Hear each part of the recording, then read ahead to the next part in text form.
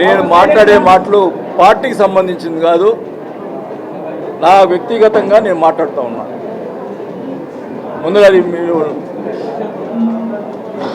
ముందు అందరికి తెలియజేసుకుంటా ఉన్నా. వ్యక్తిగత కారణాలు కొన్ని ఉన్నాయి కాబట్టి మాట్లాడుతున్నాను. గత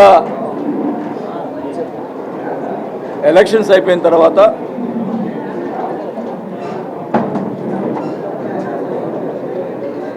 నేను జనసేన పార్టీలో చేరటం జరిగింది. జనసేన అనేది కూటమికి సంబంధించిన కూటమిలో ఉంది కాబట్టి కూటమి వ్యక్తులు ఎవరు ఏం మాట్లాడినా కూటమి విషయంలో నైతిక బాధ్యత వహిస్తూ నేను ఎక్కడ కూడా కామెంట్ చేయకుండా నా గురించి ఎన్ని మాట్లాడినా కూడా ఎక్కడ కామెంట్ చేయడం జరగల.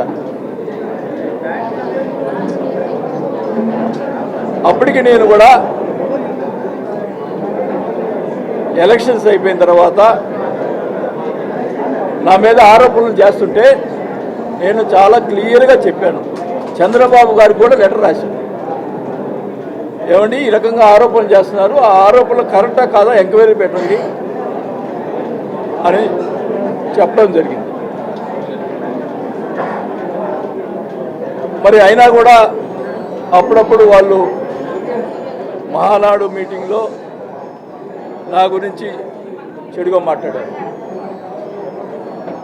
మొన్న ఒక లెటర్ ఎవరో రాశారు, వాళ్ళకి సంబంధించిన మనిషే, వాళ్ళ ఇంట్లో తిరిగే మనిషే లెటర్ రాస్తే అది కూడా హైదరాబాద్లో ఉండి అక్కడ నేను రాపిచ్చాను డ్రెస్లోనే మాట్లాడారు. అప్పటికి మెదకునున్నా. నేను అడుగుతా ఉన్నా, ఆ రాసిన వ్యక్తిని పట్టుకున్నారు. పట్టుకొని ఇంటికి తీసుకుపోయి అసలు నిజంగా ఆ రకంగా రాసిన వాళ్ళని ఎవరన్నా ఇంటికి తీసుకుపోతారా? ఇంటికి తీసుకుపోయి రాజీ చేసుకోవటం అనేది ఎక్కడైనా జరుగుతుందా? అంటే నువ్వు ఒప్పుకున్నట్ట? ఆ లెటర్ని నేను ఒప్పుకున్నట్ట? నేను అడుగుతా ఉన్నాను. ఫస్ట్ ఇదంతా నా వ్యక్తిగతం చెప్తున్నాను, నా పార్టీకి సంబంధించింది కాదు. నేను అధికారం ఉన్నప్పుడు డ్వాక్రా గ్రూపులకు సంబంధించి అదే మెహ్మాలో సంబంధించి అవినీతి జరిగింది. 100 కోట్లు దాదాపు తినేశారు. మా అబ్బాయి దాంట్లో ఇన్వాల్వ్మెంట్ ఉందని చెప్పి రకరకాలుగా ప్రచారం పెట్టి మొదలుపెట్టి పేపర్లు రాయించి ఇవన్నీ కూడా చేశారు. ఒక నేను ఒకటి గుర్తుపెట్టుకోండి, ఒక వాళ్ళు లోన్లు తీసుకునే పేదవాళ్ళ డబ్బులు మేము తీసుకుంటే అంతకంటే దౌర్భాగ్యం ఇంకేది లేదు. ఎవరైనా పురుగుబడి సస్తారు. నేను చెప్తున్నానా, అప్పుడు మేము అధికారంలో ఉన్నప్పుడు వైసీపీ ఉన్నప్పుడు జరిగినటువంటి డ్వాక్రా గ్రూప్లో జరిగినటువంటి అవినీతి ఎవరు చేశారో ఆ ఎదవని బయట పెట్టండి. ఇప్పుడు మీకు అధికారం ఉంది, మన ఎంక్వైరీ చేశారు, ఆఫీసర్ల వరకే వాళ్ళ మీద చర్యలు తీసుకున్నారు తప్ప ఈ ఎదవల గురించి ఎందుకు చర్యలు తీసుకోలేదు? వాళ్ళ పేర్లు ఎందుకు బయటికి రాలేదు? వాళ్ళ పేర్లు అప్పుడు వైసీపీలో జరిగినటువంటి వాళ్ళ పేర్లు ఇప్పుడు జరిగినటువంటి 1.5 ఇయర్లో జరిగినటువంటి